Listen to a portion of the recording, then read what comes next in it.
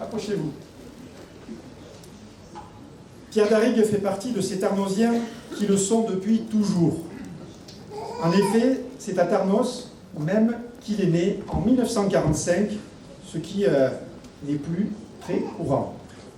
Encore tout jeune et dès la fin de ses études, il entre comme apprenti au sein de la plus grande entreprise de l'époque, les Forges de l'Adour. Il est ensuite appelé au service militaire et malheureusement, durant cette absence, les Forges de l'Adour ont fermé.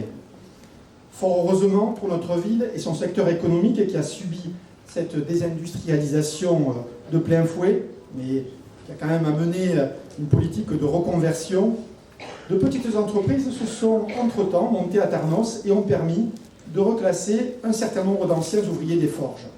Parmi ces entreprises, il y a les établissements latiniers.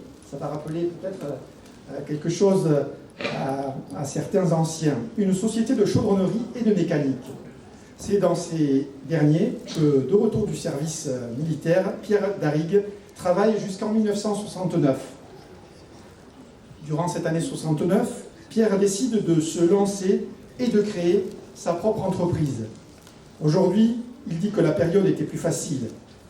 Peut-être, mais l'époque était certes au plein emploi, mais il faut admettre que c'était une décision ambitieuse, audacieuse et courageuse, surtout pour un jeune homme de 24 ans.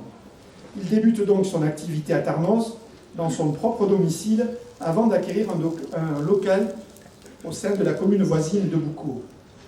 Son entreprise se développant et passant rapidement de 2 à 10 salariés, Pierre se sent un peu à l'étroit dans son local.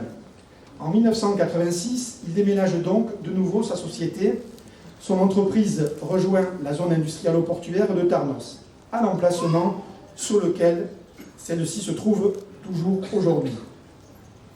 Son activité progresse toujours et pour quelque temps, il crée une nouvelle entreprise à Bordeaux, avant d'en créer une nouvelle à Serres-Castets, non loin de Pau, dans la région béarnaise, associée à un bureau d'études.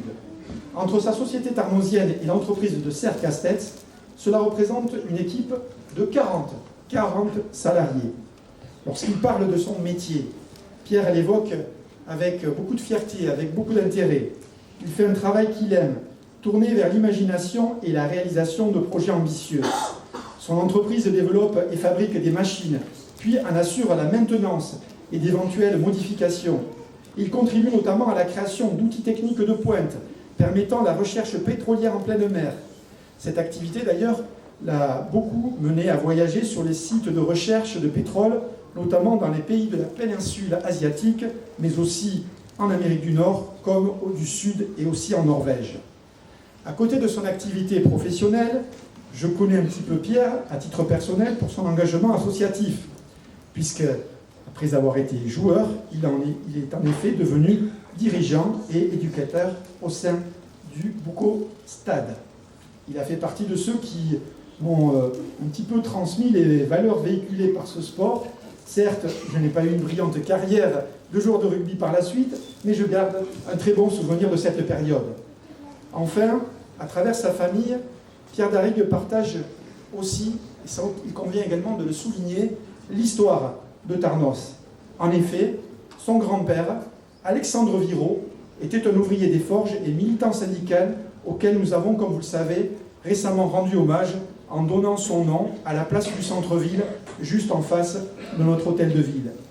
Pour ce beau parcours dans le monde économique et pour la très belle réussite de son entreprise qui a tout juste fêté ses 50 ans, je remets maintenant la médaille de la ville à Pierre Darrigue sous vos applaudissements et je demande à Isabelle Moularo de nous remettre le cadeau.